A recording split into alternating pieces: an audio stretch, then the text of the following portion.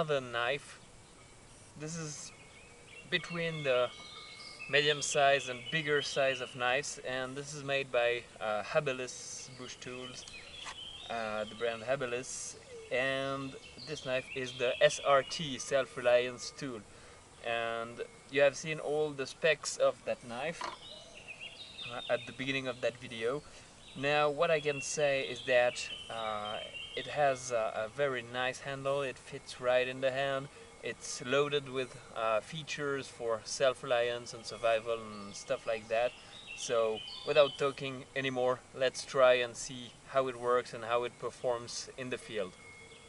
Okay, so this knife has a blade that is pretty much the same length of most of my so-called medium-sized knives, but because it has that kind of length more, you have a lot of heft and weight on the top part of the knife. So I figured maybe we could first try to make the cross-cutting and see how it performs. I will probably not follow all the steps I do usually. I will do in no particular order, so that it allows us to have a little change.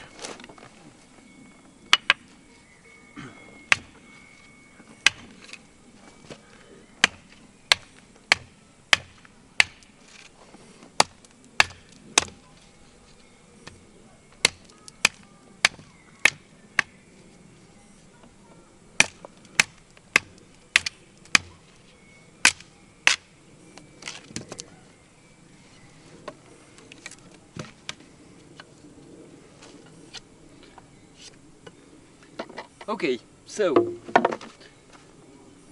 you have effectively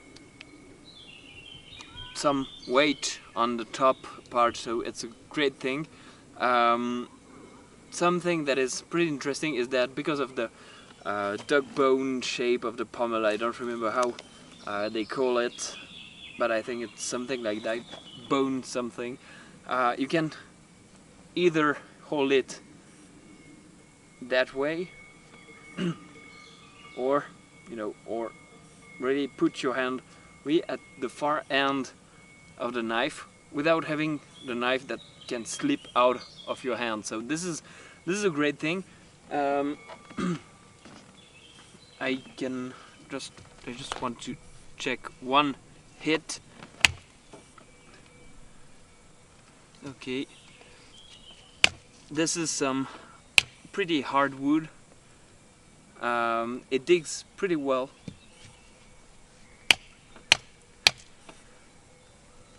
It's definitively a good thing that you have more weight on the top part of the knife, and you can feel that when you use it as a chopper. It's definitely bigger. Definitely, excuse me, definitely. My cameraman is trying to correct me, and sorry for my English mistake. So it's definitely a knife that is more adapted to chopping because of the heavier weight on the top part. So this is an excellent thing. Okay, so let's try the battening. Still using hardwood where I am right now. It's hard to find other kinds of wood, so we'll see how it performs. And oh yeah, two things to say here.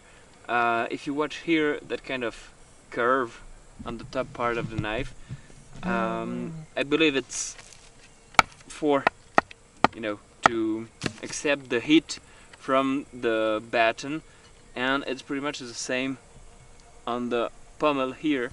If you want to drive the point without having too much risk of hitting your hand instead. So it's a nice design as well. So let's try it out.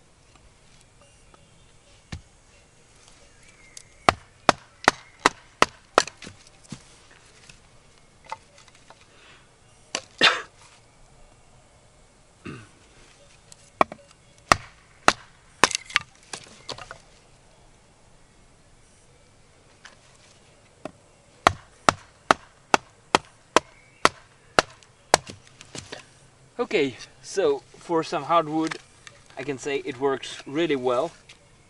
Um, it's really comfy to batten with, and it's the first time I have to work with a knife that has that kind of curve, curved out or cut out piece at the top, and I can say here it's I felt that I could really aim at that portion with the knife and have a knife that was really steady while being driven into the wood. So not sure if it's only that, but it works really well for splitting wood if you have to reduce the size for your firewood. So excellent thing here. So now let's try to make some feather sticks, guys. Okay, so let's try some feather stick.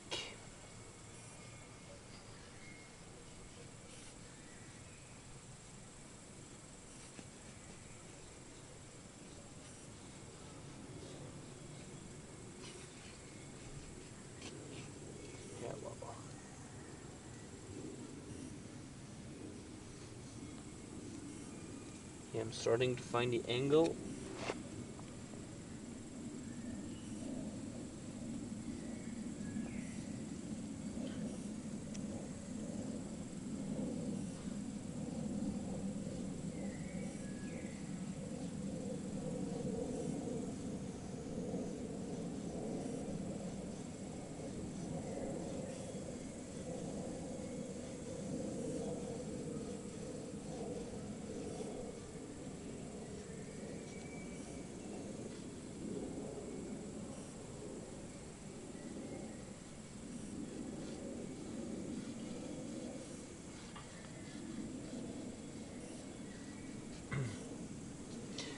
I don't know if you can pick that up really well, but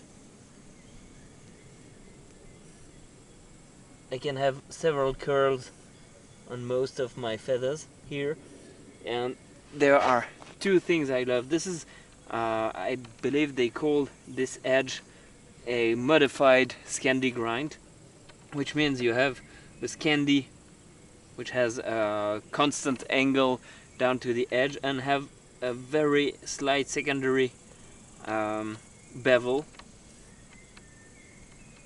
Looks like kind of convex bevel on the secondary one, and you have a great control over the blade because of that finger choil here, so you can really choke high on the knife. This is a great thing for more control of the blade, or you can use, as I like sometimes on larger and wider blades, is use my fingers on top of the blade. So with a longer piece of wood I could push and press the piece of wood on my body and just control with both hands the angle, or use it also as some kind of draw knife. And yeah, here it's only, I'm only scraping the bark, but the blade is really sharp out of the box, and here it works really well. It's not as hard as on some other knives to find the angle, so if you have to make some feather sticks, you will definitely be able to.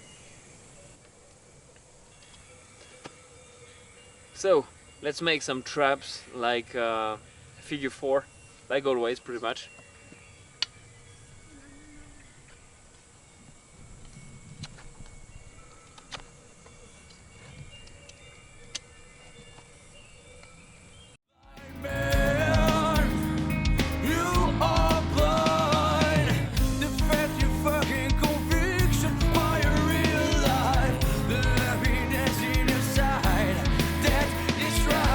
Too much respect for your illusion, bring to your death.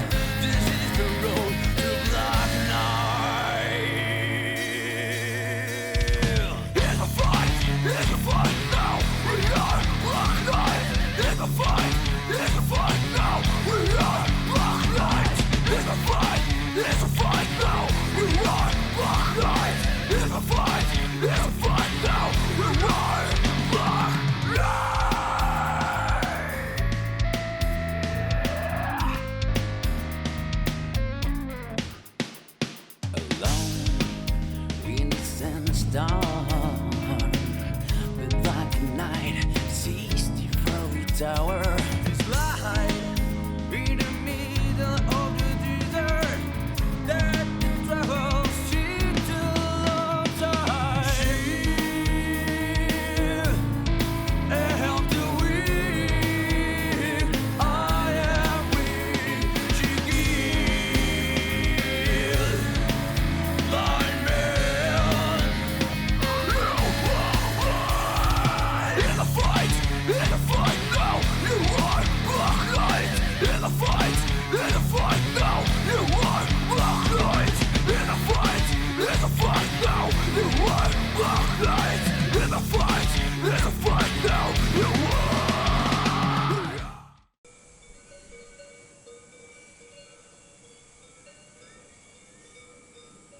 Ah, batterie. Magnifique.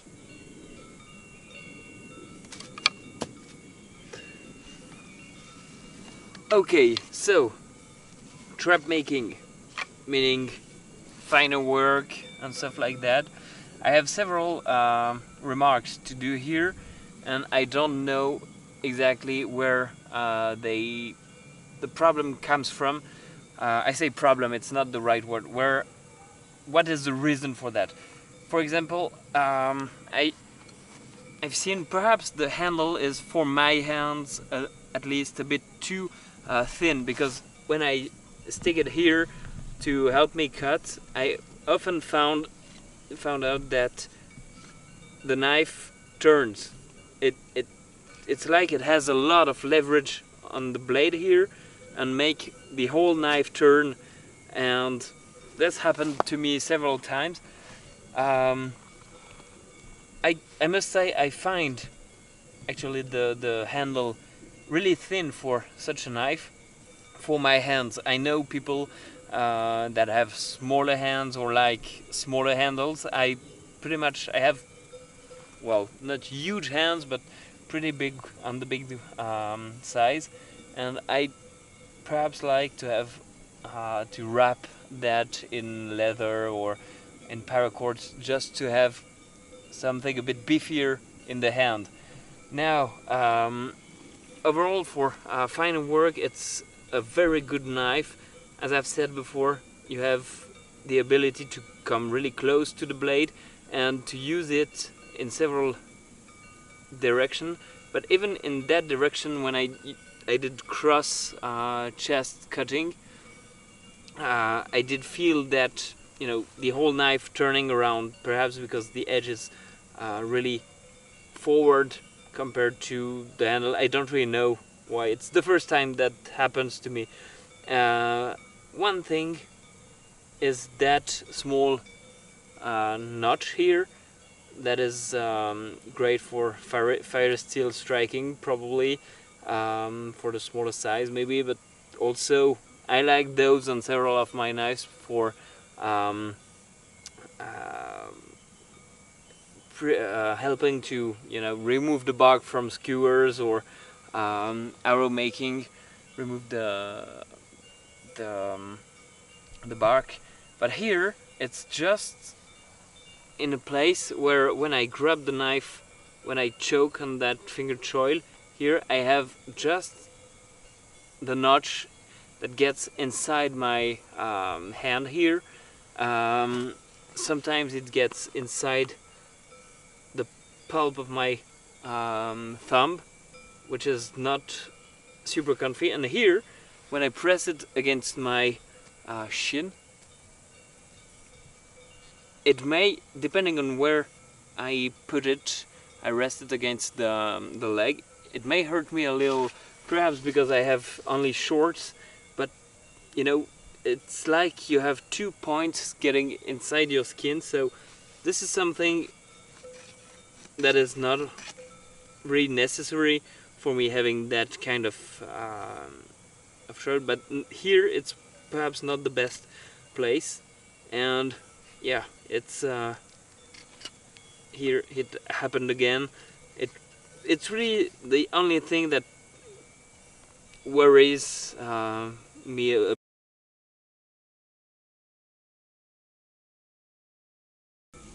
Okay, so having some troubles with the batteries and the dim light. What I was saying is that here this can hurt my finger, but yeah, I can do without. It's not the worst problem here. I just find for my hand, and I say for my hand because perhaps you prefer smaller ones, it's a bit too slim. So for good luck, I would need something a bit more beefy. So now let's try the fire steel striking, see how it works.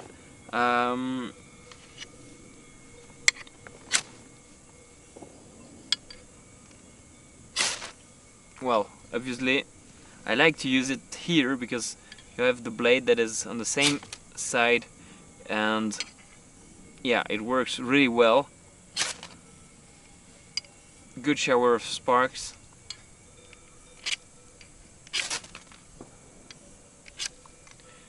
And on the other side,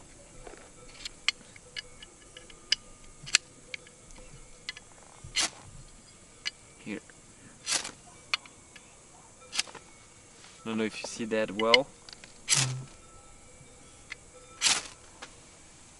So yes, works well.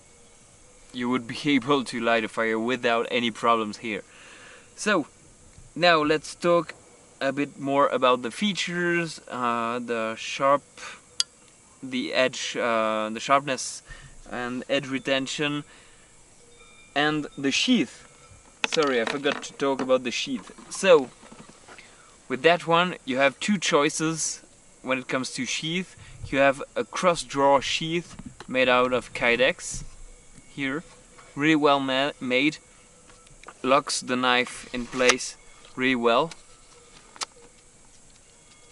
It's not going anywhere, and you put it goes with about 2-inch, I think, belt in cross draw, like so. My bigger bushcraft blade does not work, but as it's kydex, you can have it modified, or make another one pretty easily, so it's not a worry at all. And you have also a leather sheath that I have not, which is probably great as well with a scout carry. And you have the fire steel loop here, so excellent sheath, works well, really good retention. Overall, it's an excellent sheath. About the knife, what else can I say? So you have a nice finger choil here, that curve on the top of the knife to help you drive the batten. The duck bone here, curve to drive your knife inside the wood. You have lacing options, lanyard options, and here lacing options on the knife itself, on the handle, and you have a small divot here to make a fire by friction with the bow and drill method, and using that as your hand piece. And you just probably, I will still add some lubrication, like saliva or a bit of the grease from the nose, the face, just to be sure it slides well. A fire steel rod striking or scraper, etc. On here, the handle is made out of micarta. It's really well polished, it's comfy. It's just a bit too small for my hands, but yeah, you have also something to say is that you have a heavy knife, tip heavy. So this is something I really like in most of my knives, having a knife that tends to fall on the foresight, just because it helps you with several chores. You can really use the heft and the weight of the knife itself instead of adding a lot of muscle, and you don't need that with that knife. I will say it's an excellent knife for bigger chores, and I found it, at least because of the slim handle, a bit thin for finer chores, but you can do them as well. What I like is that the tip is really easy to use if you want to drill holes, because of the position of the point, the tip, compared to the rest of the knife. You can really have the point steady and still at the same point and rotate around kind of an axis, a really good axis, the knife. So it's a good thing to have. What else? I think it's pretty much all. As I've said, the edge, it's a grind that is inspired, as you may perhaps see in the light here, the grinding grooves. It's made on purpose that way and not polished on the first bevel. It's like the Japanese kitchen knife. It makes them more efficient, as I've heard or read. And it's a pseudo, I don't know how you pronounce that, pseudo Scandi grind. Thank you, Chris. Pseudo Scandi grind, because it's not only one bevel. You have a secondary, very slight bevel that is kind of, it looks like it's kind of convex, really slightly convex, so this is an excellent thing. I love the belly of the knife. It's a really good overall knife, and now when it comes to edge retention, it retains an edge really well for the chores, for the kind of wood I've used. I've used it a bit more just before the review, since I've received it, and it's an excellent knife. Just as I've said, the only thing that bothers me a bit is the handle, that is super comfy but just a bit too thin for my hands. I will probably try to add some leather just to make it a bit thicker and see how it performs. When it comes to edge resharpening, I've resharpened that once already, just to see if I could easily bring it back to a hair popping sharpness. And of course, what I love with that kind of pseudo Scandi grind is that you can do that and resharpen it and rehone it on a leather strap. I have a strap glued to a block of wood, so it was really easy to know the angle. I've used that one on both sides and used 6000 sharpening stone, Japanese sharpening stone, with a small Negura stone to finish the sharpening, and I could bring it back in no time to a really razor sharpness. Here it's not hair popping sharp anymore because I've used it quite a bit, but this could be brought back really easily, even just using my the inside of my belt to get it back. So all in all, it's a really comfy knife. It's a really versatile knife that you could use for really various tasks with a lot of success. The handle is thin, so if you have large hands and want to have something beefy in your hand, you will probably have to think about a way to make the handle a bit bigger, and otherwise it's a really good knife for the price. It's powerful, it's efficient, it's long-lasting, and it's designed, as its name says, for self-reliance. And something else I forgot to say is that perhaps you can barely see the logo here, but what they do at Habilis Bush Tools, they add the logo, they etch the logo on the knife, and then they glue at least for this model and several others, they blew the blade.